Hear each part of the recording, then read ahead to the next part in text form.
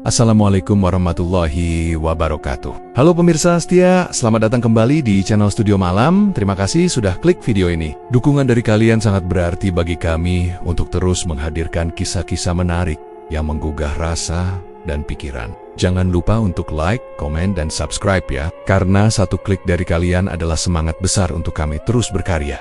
Yuk, kita mulai ceritanya. Desa Pucang Sari, sebuah dusun kecil di lereng timur Gunung Argopuro, masih dikelilingi hutan lebat dan ladang-ladang tua yang tak lagi terurus. Walau jalan tanah sudah dilewati sepeda motor, banyak penduduknya tetap menggantungkan hidup dari hasil kebun dan dagangan keliling. Di desa itu, Yusuf tinggal berdua bersama ibunya, Mbok Sumi, di sebuah rumah kayu beratap seng yang mulai keropos. Ayah Yusuf sudah lama meninggal, dan sejak lulus sekolah dasar, Yusuf ikut membantu ibunya dengan menjajakan kerupuk keliling ke desa-desa seberang. Pagi itu, Yusuf berangkat lebih awal dari biasanya. Matahari belum tinggi saat ia memikul keranjang, berisi kerupuk dan satu bungkusan bekal yang disiapkan Mbok Sumi.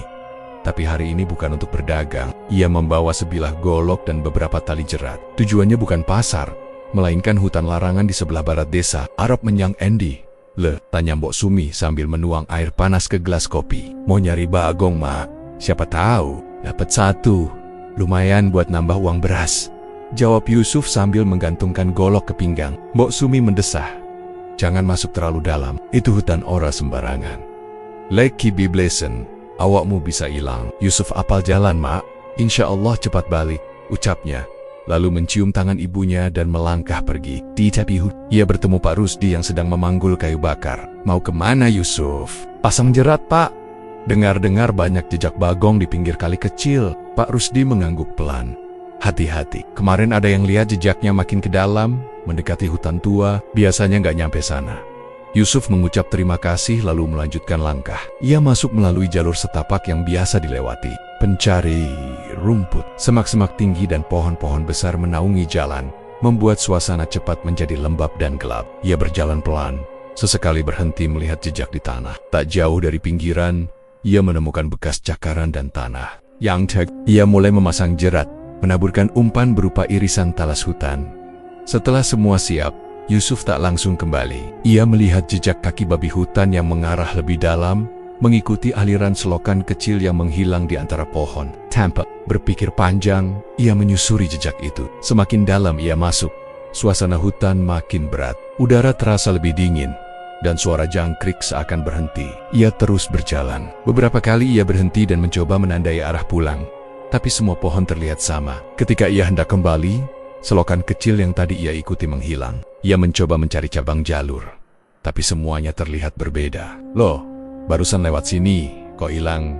Gumamnya sambil menoleh ke belakang. Ia memutar arah, menyusuri kembali jalur yang diyakini sebagai jalan keluar, tapi langkahnya seperti tak membawa kemana-mana. Semua sisi tampak sama pohon-pohon tua, dengan akar menggantung, tanah lembek berlumut, dan suara sunyi yang menekan dada. Matahari mulai tenggelam, tapi cahaya sudah redup sejak tadi, tertutup oleh rimbunnya dedaunan. Tubuhnya mulai lelah, keringat dingin merembes di punggung. Ia mendekam di bawah akar pohon besar. Di situ ia duduk diam, menggenggam golok, menatap kosong ke sekeliling. Tak ada suara manusia, hanya detak jantungnya sendiri yang makin cepat. Ia menoleh ke kanan, ke kiri, mencoba meyakinkan diri.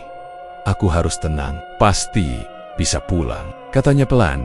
Angin berembus pelan, dedaunan kering bergerak, dan entah dari arah mana terdengar suara desisan halus. Yusuf menegang.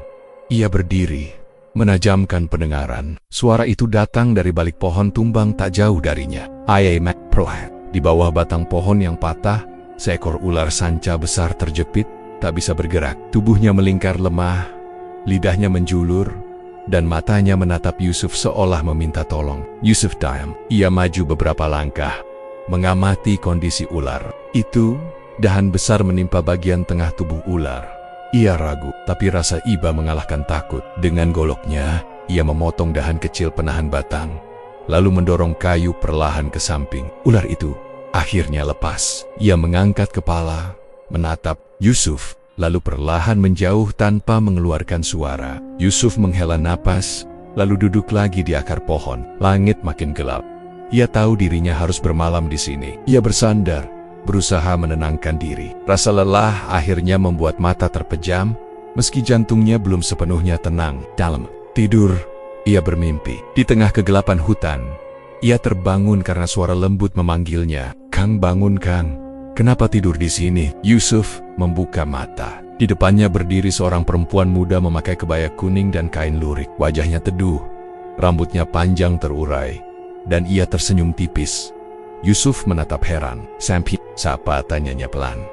Perempuan itu tak menjawab. Ia mengulurkan tangan. "Ayo pulang, ini bukan tempat untuk tidur." Yusuf berdiri perlahan, lalu mengikuti langkah perempuan itu tanpa bertanya lagi. Hutan tampak berbeda dalam mimpi. Jalannya terang, tak lagi gelap seperti tadi. Mereka melewati batu besar, pohon dengan cabang menjuntai, dan aliran air kecil yang mengarah ke sungai. Yusuf terus berjalan di belakang. Langkahnya pelan tapi pasti. Suasana begitu hening, hanya suara aliran air yang terdengar. Sesampainya di pinggiran sungai, perempuan itu berhenti. "Sampai sini saja, Akang bisa jalan sendiri," katanya pelan. Yusuf hendak bertanya, tapi perempuan itu langsung berbalik. Yusuf menatap punggungnya yang perlahan menjauh. Saat perempuan itu melangkah lebih jauh, tubuhnya tampak samar. Yusuf melangkah maju memanggil, "Neng," namun tak ada jawaban, hanya hembusan angin yang terasa dingin di tengkuk. Yusuf pun berdiri diam, menatap air sungai yang mengalir tenang. Ia membuka mata. Cahaya pagi menerobos sela dedaunan. Ia masih di bawah pohon ketapang, tubuhnya pegal dan dingin. Di kejauhan, suara burung terdengar kembali. Ia bangkit dan menoleh ke arah pohon-pohon yang semalam membingungkannya. Kini pulang tampak jelas. Namun saat ia melangkah meninggalkan tempat itu, langkahnya terasa berat, bukan karena lelah, tapi karena perasaan aneh yang mengendap dalam pikirannya. Wajah perempuan itu masih jelas di kepalanya. Senyumnya, suaranya, caranya menatap, semua terasa nyata. Yusuf menoleh sekali lagi ke belakang, menatap pohon tempat. Ia tidur semalam, dadanya sesak, bukan karena takut, tapi karena ia merasa sesuatu yang asing telah mengikuti dirinya pulang.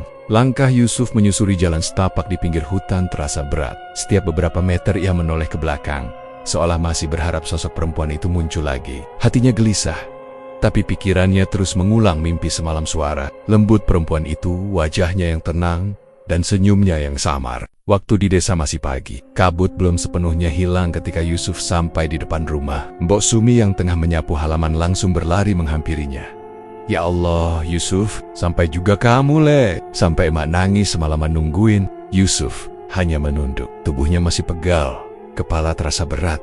Ia tak menjawab cepat, hanya memeluk ibunya. Hangat tubuh Mbok Sumi membuatnya sadar betapa lama ia merasa tersesat. Tapi ia masih bingung, sebab baginya itu hanya satu malam, bukan 2 hari seperti kata warga. Mbok Sumi menyuruhnya masuk, menyiapkan air hangat dan nasi sisa kemarin. Sambil makan, Yusuf menceritakan apa yang terjadi. "Aku cuma ngikutin jejak Bagong, Ma. Tapi kok jalannya nggak ketemu-ketemu. Waktu balik, malah kayak nyasar." "Terus, kenapa kamu bisa pulang?" Yusuf menelan nasi perlahan. "Aku mimpi, Mak. Ada perempuan muda pakai kebaya kuning nunjukin jalan. Wajahnya nggak asing. Rasanya aneh, tapi nyaman." Mbok Sumi tidak menanggapi. Ia hanya mengangguk sambil sesekali melirik anaknya yang kelihatan melamun. Setelah makan, Yusuf tidur sampai sore. Tapi dalam tidurnya, wajah perempuan itu muncul lagi. Kali ini lebih dekat, matanya menatap tajam, dan suara lirihnya memanggil nama Yusuf perlahan. Beberapa hari setelahnya, desa Pucang Sari menjadi lebih ramai dari biasanya. Pak Agus, kepala desa, mengadakan hajatan besar untuk menikahkan anak perempuannya. Sejak pagi, warga sibuk mempersiapkan pesta. Panggung dangdut berdiri di halaman depan rumah Pak Agus, dan malamnya dijadwalkan pertunjukan orkes. Yusuf awalnya enggan datang, tapi ajakan kawan-kawannya membuatnya luluh. Mbok Sumi pun menyuruhnya bersih-bersih dan merapikan rambut. "Siapa tahu kamu ketemu jodohmu di sana," celetuk Mbok Sumi sambil menepuk bahu Yusuf. Setelah maghrib, Yusuf berangkat. Di lapangan depan rumah Pak Agus, warga sudah berkerumun. Lampu panggung menyala terang, suara musik mulai terdengar, dan para biduan naik satu persatu. Yusuf berdiri di belakang kerumunan, tidak tertarik ikut bergoyang. Ia hanya memesan kopi dari pedagang keliling dan duduk di tikar bambu dekat pohon pisang. Pandangannya lurus ke panggung, tapi pikirannya melayang. Tiba-tiba, ada suara lembut dari samping. "Permisi, boleh duduk di sini?" Yusuf menoleh cepat. Di depannya berdiri seorang perempuan muda, kebaya kuning, kain lurik, rambut dikonde sederhana, dan wajah yang tak asing. Yusuf tercekat. Wajah itu adalah wajah yang ada dalam mimpi. Ia menahan napas sesaat. "Iya, silakan." Perempuan itu duduk perlahan di sebelahnya. Harum tubuhnya menyelinap pelan ke hidung Yusuf. Ia diam, tapi jantungnya berdetak keras. Perempuan itu menatap ke panggung, tersenyum tipis, lalu melirik Yusuf. "Akang suka nonton orkes?" "Nggak terlalu, cuma diajak teman sama. Aku juga nggak terlalu suka terlalu ramai. Aku lebih suka tempat sepi." Yusuf ludah. Suaranya sama seperti dalam mimpi, lembut, datar, tapi menyentuh. Ia ingin bertanya, tapi lidahnya keluh. Akhirnya ia memaksa diri bicara.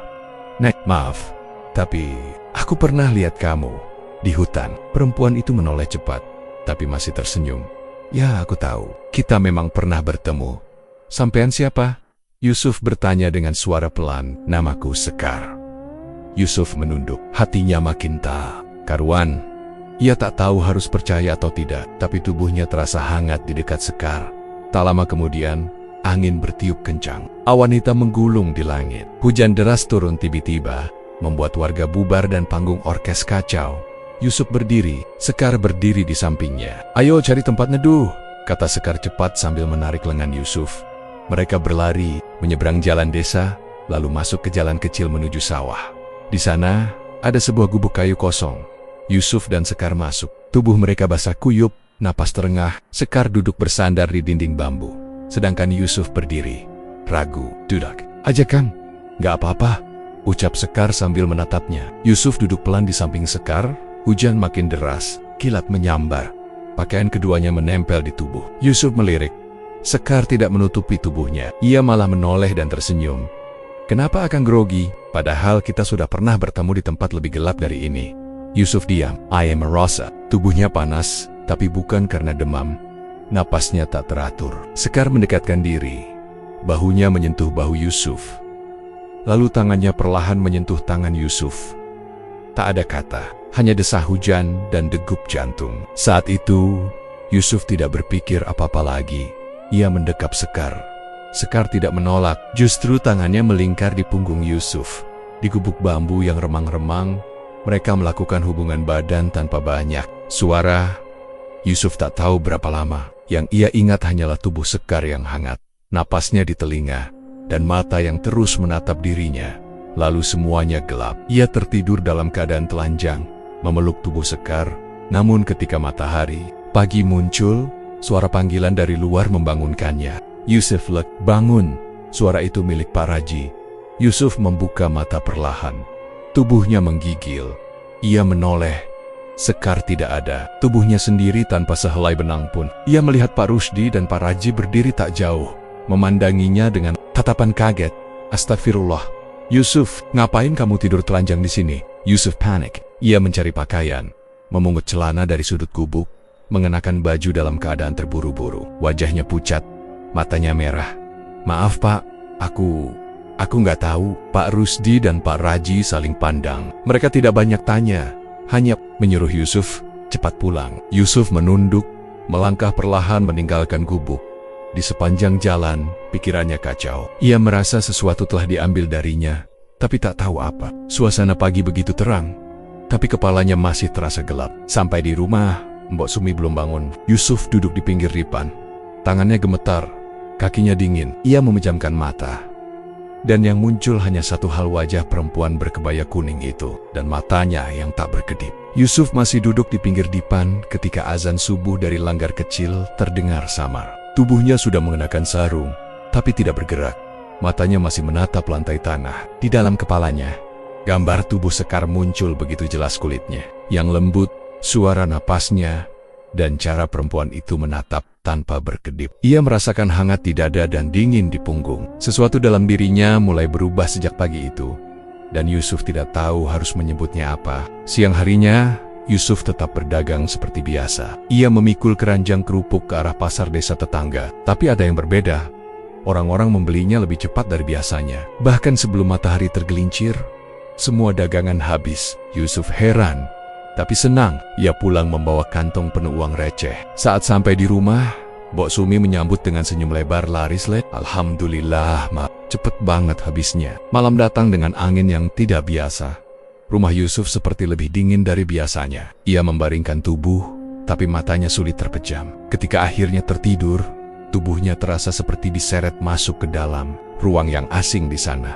Sekar sudah menunggunya. Ia duduk di sebuah tikar panjang, mengenakan kebaya kuning tipis, dan rambutnya tergerai basah seperti habis mandi. Wajahnya teduh, senyumnya pelan. Tanpa banyak bicara, ia melambai ke arah Yusuf. Yusuf mendekat, duduk di hadapannya. "Kang," bisik Sekar sambil menyentuh tangan Yusuf. "Aku rindu." Yusuf menatapnya. Sekar mengangkat wajah, lalu mendekatkan bibirnya ke pipi Yusuf. Suasana jadi sunyi. Angin tidak bergerak. Di antara tikar dan bayangan pohon, Yusuf dan Sekar saling menyentuh dengan gerakan perlahan, tidak tergesa. Tidak ada kata-kata. Tubuh mereka melebur dalam pelukan yang tenang, tanpa rasa takut. Keesokan paginya, Yusuf bangun dengan keringat dingin membasahi leher, tapi tubuhnya terasa ringan. Wajahnya terlihat berbeda, penuh kepuasan yang sulit dijelaskan. Hari itu, kerupuk dagangannya kembali habis lebih cepat. Ia mendapat pelanggan dari desa yang bahkan belum pernah ia kunjungi. Uangnya bertambah. Yusuf pun mulai membeli beras lebih banyak, mengganti genteng bocor di dapur, dan memperbaiki kandang ayam. Namun setiap malam Selasa dan Kamis, Yusuf akan tidur lebih awal. Ia tidak memberitahu siapa-siapa, tapi dalam diam, ia menanti kemunculan Sekar. Dalam mimpinya, Sekar selalu datang di tempat yang sama di tikar panjang, dengan aroma tubuh yang basah dan mata yang tidak pernah lepas dari wajah Yusuf. Hubungan mereka tidak sekadar pelukan atau cumbuan, tapi melewati batas seperti suami dan istri. Sekar kadang mengajak Yusuf bicara setelah selesai berpelukan. "Aku bukan perempuan biasa, Kang," ujar Sekar suatu malam. "Aku penguasa hutan yang akan datangi waktu itu. Dan kamu sudah menyentuhku." Yusuf tidak menjawab. Ia hanya menatap mata Sekar. Tak ada amarah, tak ada takut. Yang ada rasa ingin bersama terus. "Kalau Akang terima aku, maka aku akan selalu melindungi Akang. Tapi Akang harus jaga perjanjiannya." "Perjanjian apa?" "Cuma satu. Jangan tinggalkan aku dan terima semua yang datang dari tubuhku." Malam itu Yusuf mengangguk, tanpa tahu pasti apa maksud Sekar.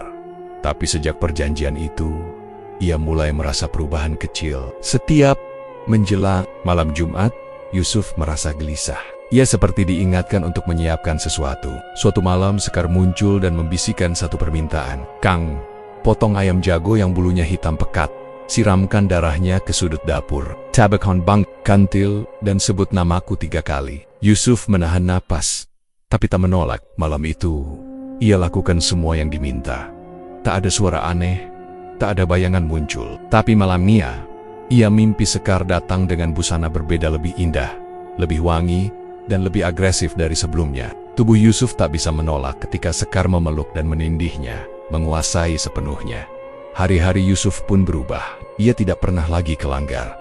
Ia mulai menjauh dari teman-temannya. Mbok Sumi beberapa kali bertanya kenapa anaknya selalu tidur lebih awal dan jarang ke sawah atau ke rumah tetangga. Tapi Yusuf menjawab pendek, bahkan kadang tidak menjawab. Di dalam dirinya, rasa butuh terhadap Sekar makin dalam. Ia merasa lengkap jika sudah melihat mata perempuan itu dalam mimpi.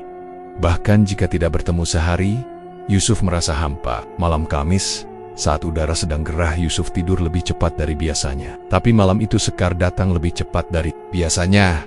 Ketika mimpi dimulai, Yusuf sudah berada di pangkuannya. Sekar menatap wajah Yusuf, lalu merunduk mencium lehernya. Yusuf menahan napas. Kali ini, Sekar melepas kebayanya perlahan di depan Yusuf.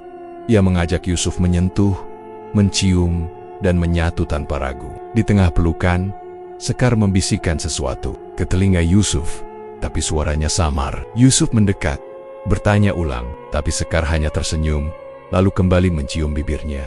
Malam itu terasa lebih lama dari sebelumnya. Ketika Yusuf terbangun, tubuhnya kembali basah, tapi hatinya merasa ringan. Ia menatap lenggit-lenggit rumah dengan napas panjang. Namun, suara dari telinga kirinya seperti masih menyisakan bisikan aneh yang belum bisa ia pahami. Ia duduk di pinggir dipan, menatap ke arah dapur. Aroma wangi samar tercium dari arah situ. Yusuf tahu dapur sudah kosong, tapi ia tidak bergerak. Ia hanya duduk, diam, dengan dada yang bergemuruh tak beraturan. Sesuatu di dalam dirinya seperti terbuka dan sulit ditutup kembali. Yusuf masih duduk di pinggir dipan, menatap sudut dapur yang gelap. Aroma bunga kantil samar-samar tercium dari arah sana. Padahal tak ada siapapun yang menaruh bunga. Dada Yusuf bergetar halus. Ia belum keluar rumah sejak malam Kamis. Sekar datang lagi. Lebih panas dari sebelumnya, lebih mendominasi, dan lebih melekat di kulit dan pikiran. Tapi ada yang berbeda. Dalam pelukannya, Sekar sempat berbisik, "Akang harus bersiap. Sudah waktunya aku punya tubuh." Yusuf tak langsung paham. Tapi malam berikutnya, ketika tubuhnya kembali bersatu dengan Sekar dalam mimpi yang menggoda dan menusuk batin, perempuan itu mengucapkan hal yang sama. Kali ini dengan mata tajam dan tatapan yang membuat Yusuf tak berani menolak. "Kong harus nikah. Aku butuh wadah." Perempuan yang bersih. Darahnya masih utuh. Tubuhnya sehat. Aku akan masuk ke dalamnya. Kita bisa terus bersama tanpa harus lewat mimpi. Keesokan paginya, saat Yusuf baru saja selesai mandi, Mbok Sumi memanggilnya dari ruang depan. "Lek, duduk sebentar. Mak mau ngomong." Yusuf berjalan pelan, duduk, bersila di depan ibunya. Mak ditawari kenalan sama Pak Daryo. Katanya anaknya masih gadis, pinter masak, rajin. Namanya Saminah. Umurnya 22. "Gimana kalau kamu tak kenalin? Udah saatnya kamu punya istri." Yusuf hanya diam. Dalam kepala, suara Sekar terdengar pelan seperti aliran air. Nama Saminah seperti sudah dikenalnya. Ia menelan ludah, menunduk sedikit. "Terserah emak aja. Kalau emak setuju, aku manut." Mbok Sumi tampak heran.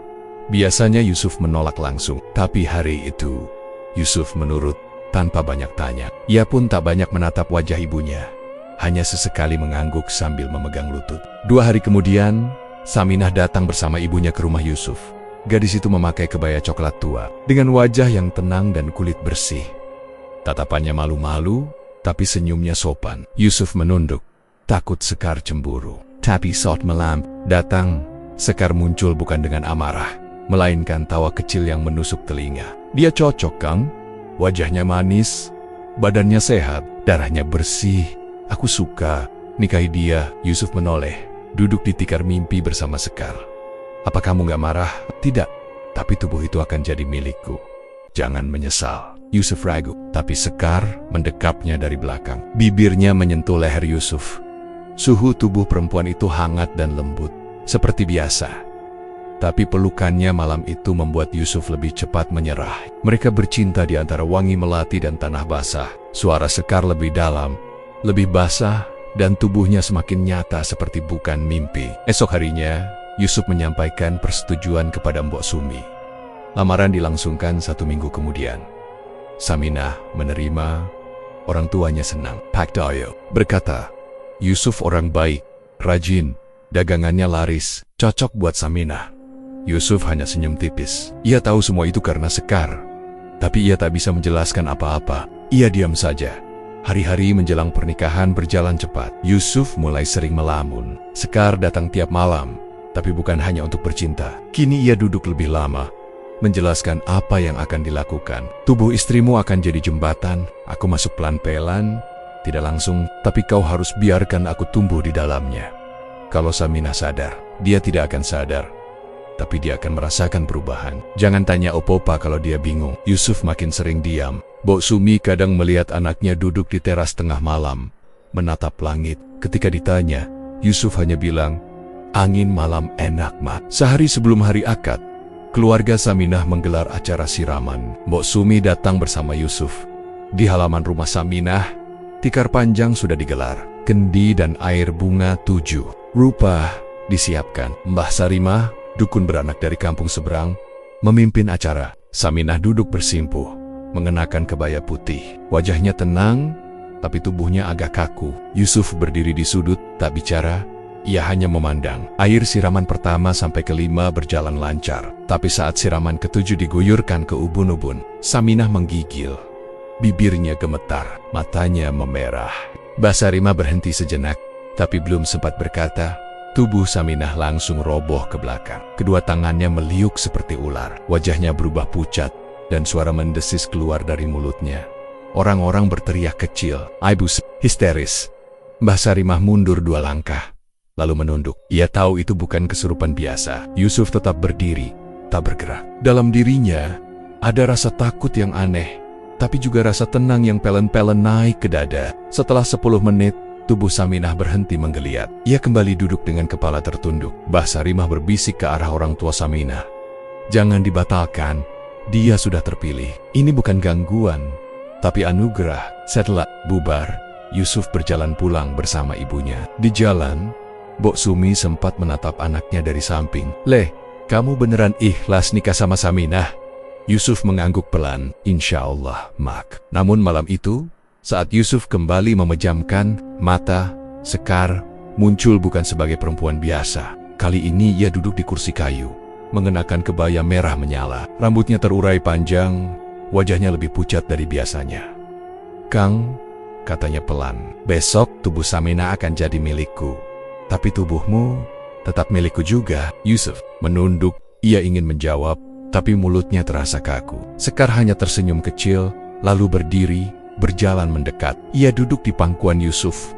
Wajahnya menempel di dada Yusuf, dan tangan kirinya menyentuh leher pelan-pelan. Malam itu, Yusuf tidak bisa berkata apa-apa. Tubuhnya seperti terbakar pelan, tapi ia tidak melawan. Di balik jendela rumah yang sepi, hanya terdengar suara angin yang pelan menampar dinding bambu. Yusuf masih terjaga, meski matanya terpejam. Ia tahu, besok adalah awal dari sesuatu yang belum bisa ia mengerti. Tapi tubuhnya sudah menyerah lebih dulu. Malam itu udara lembab dan berat, seperti membawa isyarat yang belum terucap. Yusuf berdiri di sudut halaman rumah Saminah, mengenakan baju koko putih yang masih beraroma kamper. Sorot lampu Petromax menggantung di tiang bambu dan menerangi tikar pandan yang dibentangkan untuk acara siraman. Warga mulai berdatangan, duduk bersila, sebagian berbisik pelan tentang betapa cepatnya perjodohan Yusuf dan Saminah terjadi. Tapi malam itu tak ada tawa yang lepas. Hanya suara burung malam dan langkah kaki yang menimbulkan rasa tak nyaman. Di tengah halaman, Saminah duduk bersimpuh mengenakan kebaya putih gading dan kain batik coklat. Wajahnya tertunduk, rambutnya disanggul rapi, lehernya yang jenjang tampak gemetar.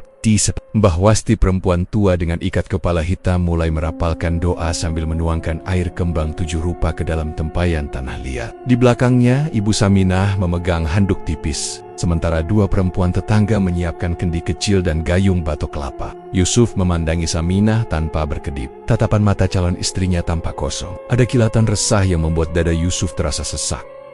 Ia menarik napas pelan. Beberapa orang menoleh ke arahnya, tapi tak ada yang berani bicara. Tiba-tiba, siraman pertama. Mbah Wasti mendekat, menciduk air dengan gayung batok, lalu menuangkannya ke atas ubun-ubun Saminah. Saminah memejamkan mata. Siraman kedua dan ketiga mengalir pelan. Warga yang menyaksikan tetap diam, memperhatikan setiap gerakan. Saat siraman keempat, tubuh Saminah mulai gemetar pelan. Namun Mbah Wasti tetap melanjutkan. Pada siraman ketujuh, sebelum air menyentuh kepala Saminah, tangan Mbah Wasti bergetar. Gayung batok berhenti di udara, tapi terlambat. Air tumpah ke kepala. Seketika tubuh Saminah terangkat setengah. Lehernya menegang, kedua tangannya terentang, dan ia berteriak pelan, lirih, lalu berubah menjadi dengusan panjang. Mata Saminah terbuka lebar. Bola matanya naik ke atas, putih semua. Badannya menggeliat seperti ditarik dari dalam. Suara mendesis keluar dari mulutnya.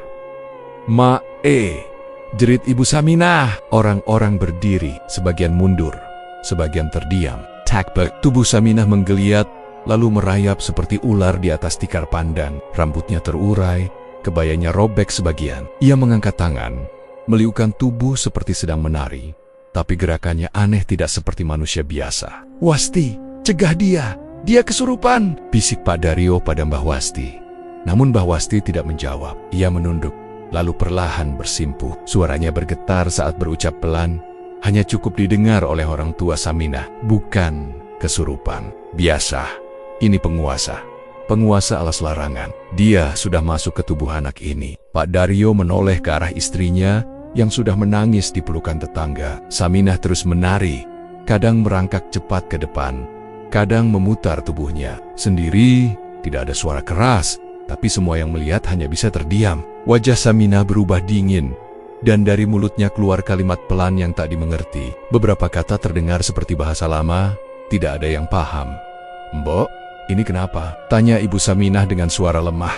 "Sudah takdir, jangan batalkan acara. Ini bukan gangguan sembarangan. Dia sudah dipilih," jawab Mbah Wasti tanpa menatap siapa-siapa. Tak lama kemudian, Saminah berhenti menari. Tubuhnya mendadak lemas, lalu roboh ke depan, tangannya gemetar, napasnya memburu. Dua perempuan tetangga buru-buru mendekat, mengangkat tubuhnya perlahan, dan membaringkannya di atas tikar. Mbah Wasti mendekat, menyentuh dahi Saminah dengan jari keriputnya, lalu berbisik sesuatu yang tidak jelas. Warga tetap diam. Sebagian sudah berdiri hendak pulang, tapi menahan diri. Yusuf maju satu langkah. Kakinya terasa berat. Ia menatap tubuh Saminah yang tergeletak dengan napas memburu. Dalam dadanya ada sesuatu yang meletup, bukan marah, bukan takut, tapi seperti dada yang ingin pecah. Ia ingin bicara tapi lidahnya kaku. Sekar telah masuk. Tidak lewat mimpi, tidak lewat bisikan, tapi nyata. Setelah 15 menit Saminah membuka mata perlahan. Tatapannya kosong. Ia menoleh ke kiri, ke kanan, lalu melihat banyak orang berdiri di sekeliling. Ia berbisik, "Ini di mana? Kenapa aku basah?" Ibu Saminah segera mendekat, memeluk putrinya dengan tangis. "Sudah nak, gak usah tanya-tanya. Kamu habis pingsan sebentar aja." Pak Daryo memberi isyarat kepada warga bahwa acara selesai. Para tetangga mulai meninggalkan halaman, masih dengan wajah tegang dan bisik-bisik pelan. Mbok Sumi menghampiri Yusuf. Ia menepuk lengan anaknya. "Kamu nggak kaget lihat begitu?" Yusuf tidak menjawab. Ia hanya mengangguk pelan. Tangannya mengepal, telapak tangannya basah oleh keringat. Mbok Sumi tidak bertanya lagi. Mereka pulang dalam diam. Malam itu, di rumahnya yang gelap, Yusuf duduk sendiri di depan tungku. Api di dalam perapian sudah mati sejak sore. Ia menatap ke dalam bara yang tinggal abu. Di balik dinding kamar, suara Mbok Sumi terdengar samar. Tapi Yusuf tidak memperhatikan. Dalam pikirannya hanya ada satu hal. Tubuh Saminah, Ayah Tahu Seka, sudah ada di sana. Ia tahu tidak ada jalan kembali. Tapi di balik kesadarannya, Yusuf merasakan perasaan yang bercampur. Ada rasa takut, tapi juga gairah yang tak bisa ia kendalikan. Ia terbayang bagaimana tubuh Saminah tadi meliuk di atas tikar, dan bagaimana Sekar menari di dalam dirinya. Matanya memejam, napasnya berat, tapi pikirannya tak bisa tenang. Di antara ketegangan itu, Yusuf menyandarkan kepala ke dinding. Matanya menatap gelap, tapi pikirannya masih terbakar. Suasana malam benar-benar sunyi, namun tubuhnya berdenyut, seperti ada yang menggatuking getak dari dalam. Ia belum siap, tapi besok semuanya akan dimulai. Suasana rumah masih dipenuhi aroma kembang dan bekas asap dupa dari pagi. Tirai pintu bilik Yusuf dan Saminah digantung kain putih yang dibordir tangan oleh para perempuan tetangga. Di luar, obrolan tamu yang belum pulang perlahan mereda. Mbok Sumi menutup pintu utama, lalu menuju dapur tanpa banyak suara. Ia tahu malam ini anaknya telah sah menjadi suami. Yusuf duduk di atas dipan, mengenakan sarung bersih dan kaos dalam. Sementara napasnya tidak teratur sejak ia masuk kamar beberapa menit lalu. Dadanya berdegup lebih cepat dari biasanya, seolah tubuhnya menebak sesuatu.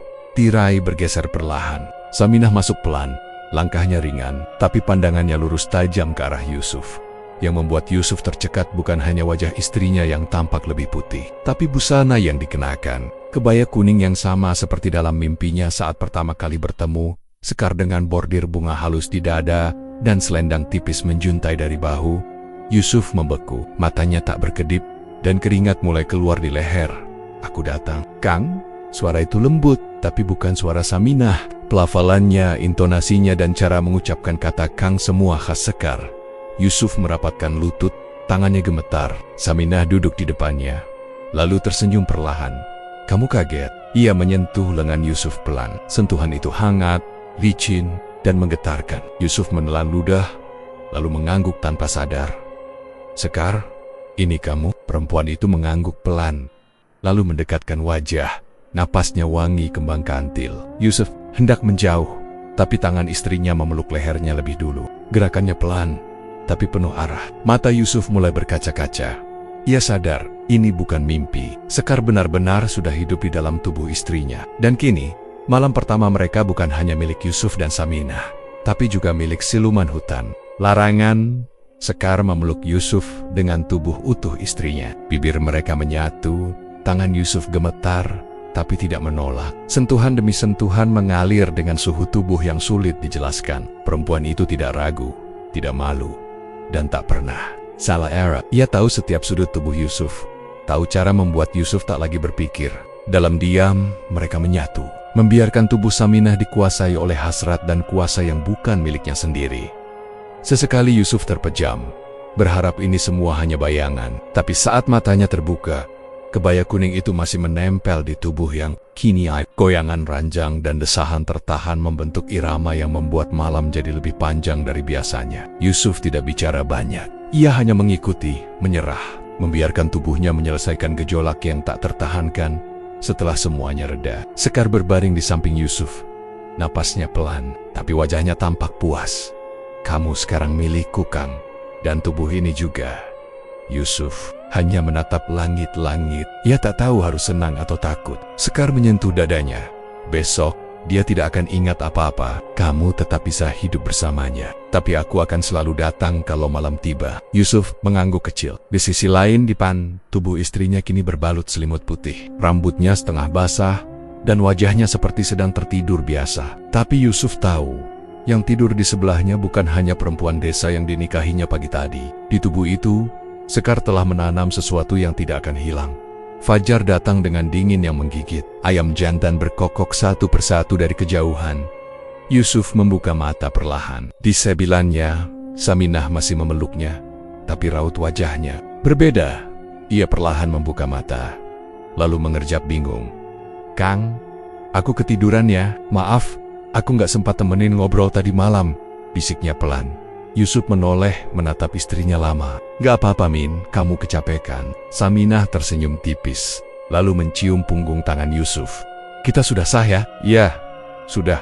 Tak ada lagi yang dibahas." Saminah bangun pelan, mengambil handuk dan pergi ke dapur. Yusuf masih duduk di dipan, menatap kebaya kuning yang kini tergeletak di lantai. Ia memungutnya, melipat perlahan, lalu menyimpannya di bawah tumpukan baju dalam lemari siangnya. Rumah mereka ramai oleh tetangga yang datang membawa bingkisan dan ucapan selamat. Yusuf menemani istrinya tersenyum melayani tamu dan menyambit Dengens. Namun dalam pikirannya, Yusuf tidak benar-benar hadir. Ia sedang berusaha menerima kenyataan bahwa tubuh istrinya kini menjadi tempat tinggal bagi makhluk yang sudah merasukinya. Sejak dalam mimpi, malam pun kembali datang. Yusuf berbaring lebih cepat. Ia menatap lenggit-lenggit dengan napas berat. Dari dapur, suara langkah kaki terdengar, pelan, teratur, dan menghampiri kamarnya. Yusuf tidak bangkit. Ia tahu, malam ini, giliran siapa yang datang. Malam itu, ketika langkah kaki Saminah menjauh dari kamar dan suara air mengalir dari dapur, Yusuf tetap berbaring dengan mata terbuka.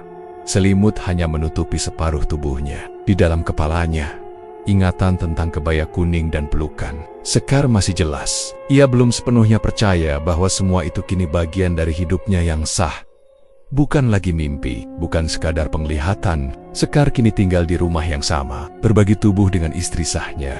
Keesokan paginya, Yusuf duduk di teras sambil menghitung uang hasil pemberian tamu dan simpanan kecilnya selama berdagang kerupuk. Mbok Sumi menghampiri dengan nampan teh manis dan pisang goreng. "Le, kamu nggak kepikiran buka warung kecil daripada tiap hari keliling terus?" tanya ibunya pelan.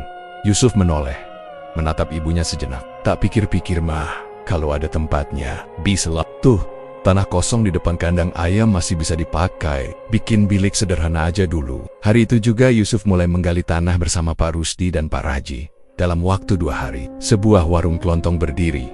Dinding anyaman bambu, meja kayu bekas, dan rak buatan sendiri. Ia isi dengan sembako, rokok, sabun, dan beberapa jajanan. Anehnya, sejak hari pertama buka, pembeli langsung berdatangan. Padahal, belum ada papan nama atau promosi apapun. Sore itu, Sekar datang dalam mimpi, duduk bersimpuh di depan Yusuf dengan rambut panjang menyentuh tanah. Ia menyentuh lutut Yusuf, lalu berkata, "Setiap malam Jumat, taruh bunga kantil, kemenyan, dan darah ayam jago di belakang warung. Jangan pernah telat." Yusuf hanya mengangguk. Pagi harinya, ia membeli ayam jago hitam di pasar, menyimpannya dalam kandang bambu khusus di belakang rumah. Mbok Sumi sempat bertanya, "Kamu beli ayam buat apa?" "Buat jaga warung, Mak," katanya. "Bagus, ayam jago hitam." Mbok Sumi tak membantah, tapi wajahnya mulai menyimpan tanya. Warung Yusuf makin hari makin ramai. Orang dari kampung tetangga ikut belanja. Ada yang datang malam-malam hanya untuk beli sabun. Ada juga yang sengaja nongkrong sambil beli kopi sachet. Dalam seminggu, Yusuf bisa untung berkali lipat. Ia mulai membeli kulkas kecil, memperbaiki atap rumah, dan bahkan mengganti tikar di ruang tamu. Namun, perubahan itu tak lepas dari pengamatan. Warga, beberapa pedagang lama di kampung mulai berbisik. "Cepet bener tuh warung larisnya," kata Bu Titin kepada tetangga, padahal baru buka. "Aneh ya?" Pak Raji yang lewat juga berkomentar. "Aku dengar katanya Yusuf sering bakar kemenyan di belakang rumah malam Jumat." Bisik-bisik itu makin menyebar.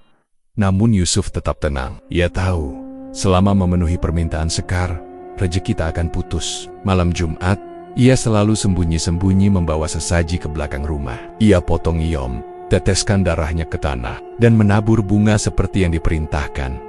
Namun semua tak berjalan semulus itu. Saminah mulai sering pingsan. Pagi hari ia terlihat lemas, bibir pucat, dan tubuh dingin. Tapi saat sadar, ia selalu bilang tak ingat opo-opa.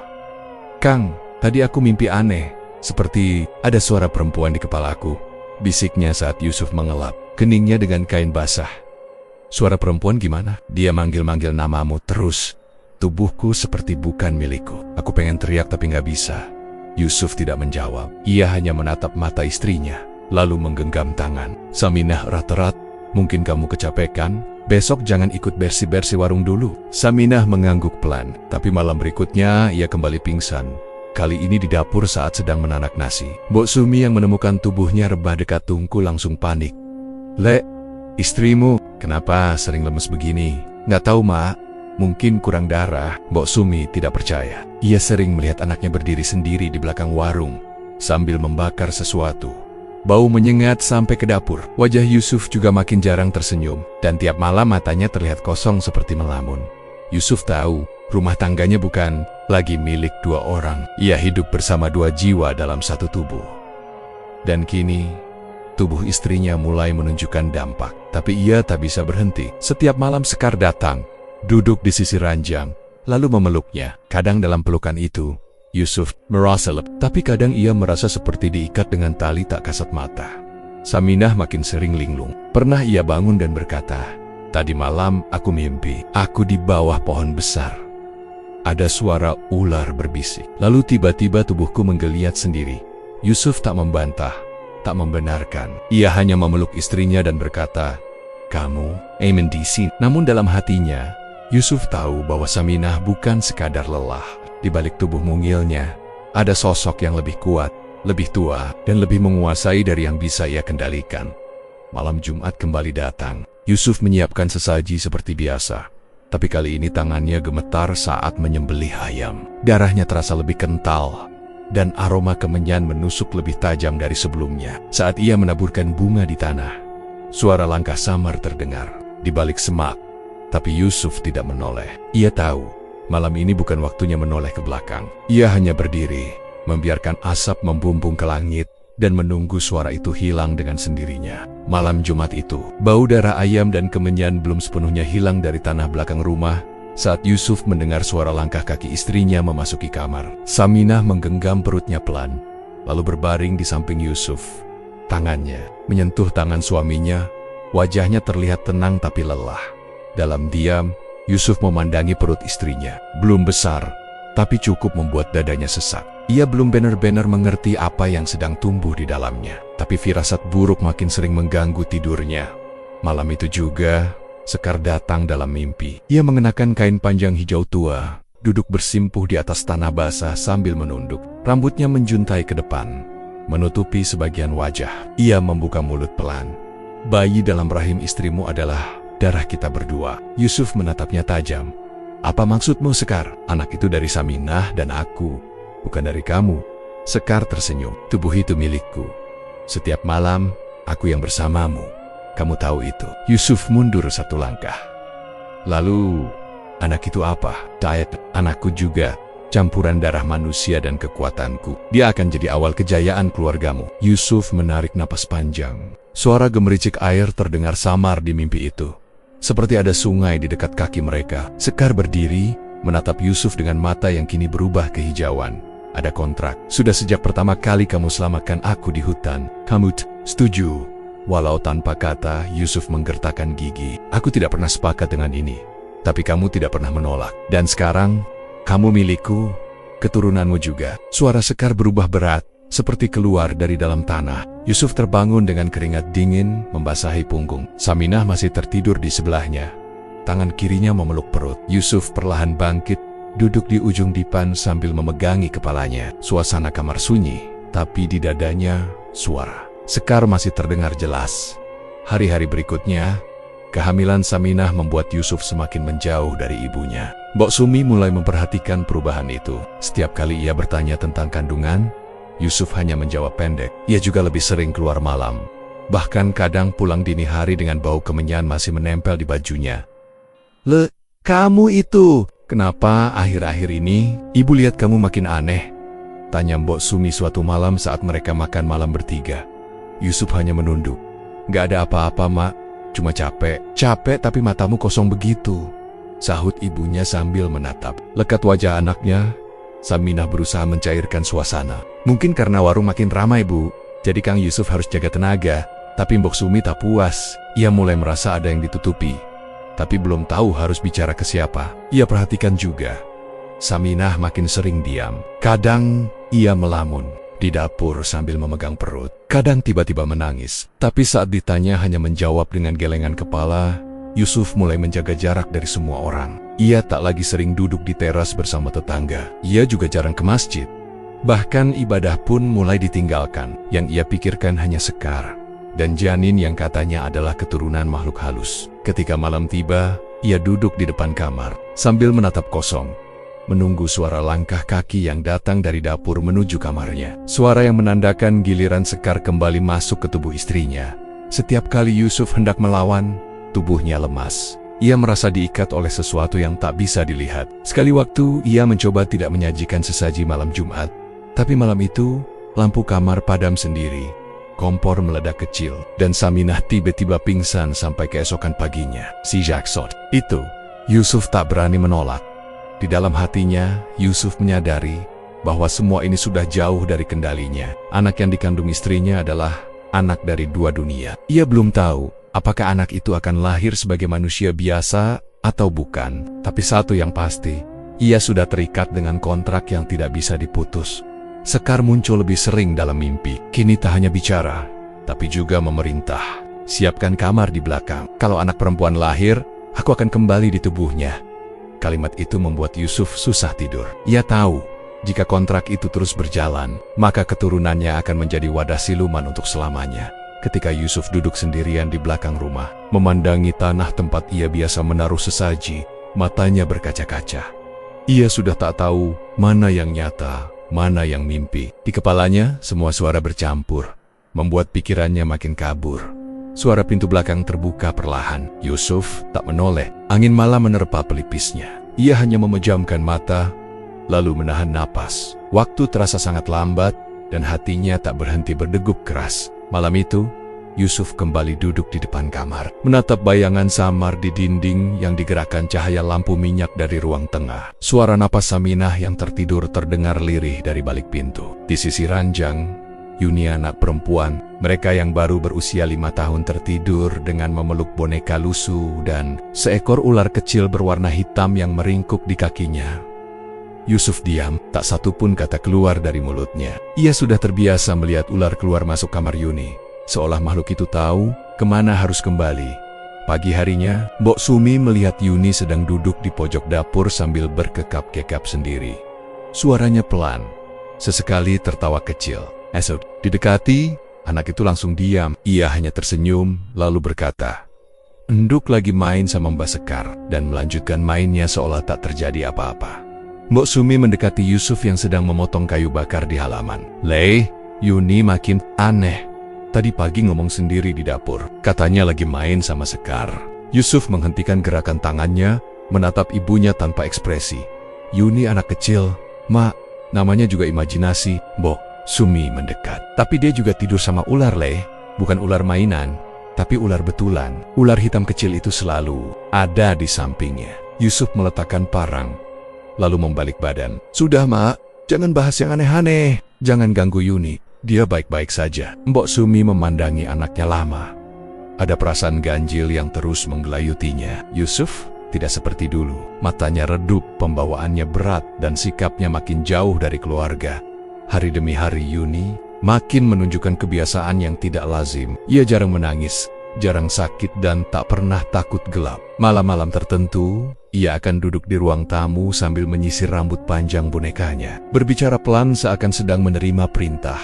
Saminah kadang terbangun tengah malam, melihat putrinya berdiri di jendela menghadap hutan kecil di belakang rumah. Tapi setiap kali ditanya, Yuni hanya menjawab, "Mbak Sekar ngajak main." Saminah mulai takut. Ia mencoba bicara dengan Yusuf, "Kang, anak kita beda. Aku nggak ngerti, tapi aku ngerasa ada yang bukan dari kita dalam dirinya." Yusuf terdiam cukup lama sebelum menjawab, "Dia anak kita, dan dia baik. Dia baik, iya. Tapi dia juga aneh, Kang. Aku ngerasa ada orang lain yang ikut hidup di tubuhnya." Yusuf menunduk. "Sudah, nggak usah dilawan." Terry massage malam berikutnya. Sekar kembali datang dalam mimpi Yusuf. Kali ini, ia tak lagi bersimpuh. Ia berdiri di atas undakan batu, mengenakan selendang merah.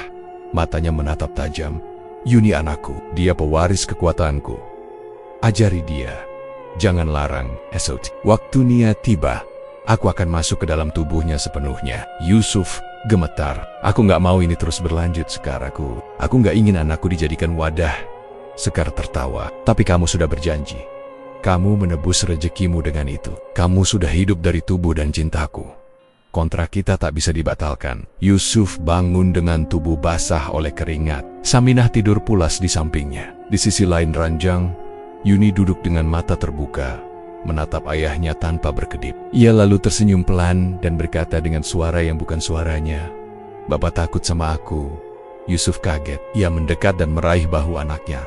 "Yuni, tidur lagi. Ayo nak." Anak itu rebah pelan tanpa berkata apa-apa, lalu memejamkan mata. Tapi Yusuf tidak tidur malam itu. Ia duduk di lantai kamar hingga fajar menyentuh kaca jendela. Ia merasa hidupnya sudah jauh dari apapun yang pernah ia impikan. Ia bukan hanya kehilangan kendali atas istrinya, tapi juga atas darah dagingnya sendiri. Siang harinya, Yusuf memandangi Yuni yang sedang bermain sendiri di halaman. Ular kecil melingkar di kakinya, dan Yuni tertawa pelan. Yusuf menggenggam gagang cangkul, mencoba mengatur napas, tapi tubuhnya gemetar. Di dalam rumah, Mbok Sumi memperhatikan dari balik jendela. Ia tahu ada sesuatu yang disembunyikan, tapi ia belum mengerti sepenuhnya apa yang terjadi. Ia hanya merasa sesuatu dalam keluarga itu sudah tidak manusiawi lagi. Damar duduk di pojok ruang tamu rumah peninggalan Yusuf, memandangi kotak kayu tua yang disimpan di atas pangkuannya. Di dalamnya tersimpan lemboren-lemboren kertas lusuh berisi tulisan tangan kakeknya, nama-nama, waktu-waktu, dan sesaji yang harus disiapkan. Malam Jumat, malam Selasa Kliwon, telur hitam, darah ayam cemani, dan air dari mata air hutan larangan. Semuanya tertulis rapi. Di bawahnya ada kalimat terakhir yang membuat tengkuk Damar dingin. "Kalau kau laki-laki, Damar, selesaikan. Putuskan. Jangan teruskan." Di kamarnya, Yuni ibunya sendiri sedang berdandan di depan cermin. Rambutnya panjang tergerai, dan senyumnya tak seperti ibu pada umumnya. Wajahnya tenang, tapi sorot matanya asing. Damar sudah lama menyadari, ibunya bukan lagi sepenuhnya manusia. Sejak kecil ia tahu, sesuatu selalu berbisik di rumah itu. Ular-ular sering datang diam-diam dan tidur di kolong tempat tidur. Ibunya tidur sangat malam, bangun sangat pagi, dan tidak pernah ke masjid. Tapi yang paling ia ingat adalah malam-malam saat ibunya mengusap keningnya dengan tangan dingin dan berkata, "Jangan pernah jauh dari rumah, Dam. Di luar sana, tidak semua bisa menerima kita." Kini Damar berusia 18 tahun, dan ia sudah siap. Ia sudah bertemu Ustadz Faruk, guru ngaji di kampung sebelah yang dayam-dayam paham tentang ilmu gaib. Ia sudah mempersiapkan air doa, kain putih, dan wirid-wirid khusus untuk pemutusan ikatan. Tapi semua itu hanya bisa dilakukan dengan restu dari orang yang menjadi wadah siluman. Ibunya, "Dam, kamu lagi baca apa?" Suara Yuni terdengar dari belakang. Damar menutup kotak kayu itu dan menatap ibunya. Tulisan Abah tentang perjanjian itu. Yuni mendekot. Wajahnya masih tersenyum, tapi tubuhnya kaku seperti tidak bergerak wajar. "Itu urusan orang tua dulu. Kamu tidak perlu tahu terlalu dalam. Aku tahu cukup, dan aku nggak mau hidup seperti kalian." Yuni tertawa pelan, lalu duduk di kursi depan Damar. "Kita hidup enak, Dam. Warung ramai, rumah nggak pernah kekurangan, sekolah kamu lancar. Semua itu dari Sekar. Dia sudah jadi bagian dari kita. bagian dari kamu. Bukan dari aku, ucap Damar dengan nada dingin. Yuni diam. Pandangannya perlahan berubah, matanya menghitam, dan suara yang keluar dari mulutnya bukan lagi suara perempuan paruh baya, melainkan suara berat yang menggema. Kamu anak dari darah kami juga. Kamu hidup dari darah perjanjian. Tak bisa kamu hapus begitu saja. Damar berdiri. Aku tidak takut. Sekar, yang kini sepenuhnya muncul dalam diri Yuni, menatap tajam. Kalau kamu berani, kamu harus siap kehilangan semua yang kamu punya. Ibumu akan jadi kosong. Damar menelan ludah. Kalau memang harus begitu, aku akan jalani. Lebih baik aku hidup susah daripada jadi penerus dari sesuatu yang bukan milikku. Malam itu, setelah Isya, Damar pergi ke surau Ustadz Faruk. Ia membawa segenggam tanah dari belakang rumah. 2 helai rambut ibunya yang dayam-dayam. Ia ambil dari sisir, dan segelas air dari sumur tua keluarga. Mereka duduk di dalam ruangan kecil yang remang, hanya diterangi lampu gantung dari bambu. Kalau kamu yakin, kita mulai sekarang, kata Ustadz Faruk. Damar mengangguk. Di rumah, Yuni tiba-tiba menjerit. Ia jatuh di dapur. Tubuhnya kejang. Mbok Sumi yang sudah tua bangun dan berteriak memanggil nama anaknya. Tapi tak ada yang datang. Saminah mengurung diri di kamar, dan suara dari dalam tubuh Yuni berubah jadi erangan panjang. Matanya memutih, dan lidahnya bergetar. Suara itu menggema keluar, sampai terdengar oleh tetangga depan rumah. Di surau, Damar menggenggam lututnya. Ustadz Faruk membaca doa dengan lantang, dan lampu bergoyang pelan. Suara angin kencang mendesir dari luar, seperti ada yang mengelilingi bangunan kecil itu. Damar merasakan panas menjalar dari ujung kaki ke ubun-ubun. Ia menggigil, tapi tak mundur. Dalam pikirannya hanya satu kalimat, aku harus memutus ini. Tangannya meremas kain putih yang mulai basah oleh keringat. Suara dari dalam hatinya berbisik, kadang seperti suara ibunya, kadang seperti perempuan lain yang tertawa lirih. Tapi Damar bertahan. Ia tak menjawab, tak bicara, hanya menguatkan batin.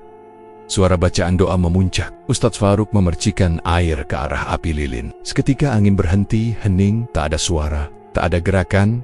Di rumah, tubuh Yuni ambruk diam. Hanya suara napas pelan terdengar. Mbok Sumi menangis sambil memeluk anaknya. Saminah keluar dari kamar, tak berkata apa-apa. Mereka hanya menatap satu sama lain. Di surau, Damar terkulai. Air mata mengalir tanpa ia sadari. Bukan karena takut, tapi karena hampa. Ia tahu, sesuatu dalam dirinya sudah lepas, tapi ia juga sadar, sebagian dari keluarganya mungkin tidak. Akan sema lagi, ia berdiri pelan, menatap tanah di hadapannya. Bibirnya bergetar, tangannya gemetar. Tapi untuk pertama kalinya, pikirannya tenang. Terima kasih telah menyimak kisah ini hingga akhir. Setiap detik yang kalian luangkan adalah energi besar bagi kami, untuk terus menghadirkan cerita yang tak hanya menghibur, tapi juga menggugah hati. Jika kisah ini meninggalkan kesan di benakmu, jangan ragu untuk bagikan. Satu klik, satu dukungan, berarti satu langkah kami untuk terus hidup di ruang ini. Sampai jumpa di kisah selanjutnya. Wassalamualaikum warahmatullahi wabarakatuh.